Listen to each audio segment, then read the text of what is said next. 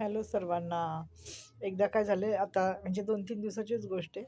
एका मुलीला एका मुलाने विचारलं, की "तुझ्या लग्न झाल्यावर तुझ्या नवऱ्याला किती पैसे पगार पाहिजे?" ती म्हटली, "10-15,000 असला तरी चालेल, म्हणजे 20,000 पर्यंत." तर तो म्हणाला, "का? 2-3 लाखाची नोकरी नको?" तर ती मुलगी म्हणाली, "नाही, 2-3 लाखाच्या नोकरीमध्ये माझा नवरा माझा राहणार नाही. 15-20 हजाराच्या नोकरीमध्येच माझा नवरा माझा असेल. कारण का जितका पैसा जास्त तितका नवरा शौकीन, रंगीन. मग त्याच्याकडं किती काही हसिनिया, किती काही बायका त्याची रांग लागलेली असेल. माझी माझी त्याला काही गरज असणार आहे. परंतु 15-20 हजार पगार कमवणारा नवरा तो माझा असेल.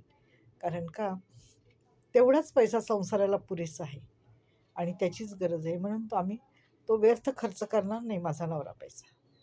माहिती का? तो काटकसरीने वागेल आणि 2-3 लाख रुपये, 1-2 लाख रुपये पगार कमवणारा नवरा, तो बाहेर पैसा खर्च करेल. कारण का? एवढ्या पैशाची संसाराला गरज नसते हो. मग त्या पैशाचं काय करणार?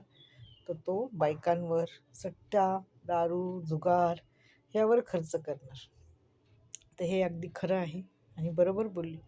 तर ती म्हणाली, "माझ्या नवऱ्याला जितका पगार कमी ना, तितका माझा नवरा माझा राहणार आहे आणि माझं ऐकणार आहे." धन्यवाद.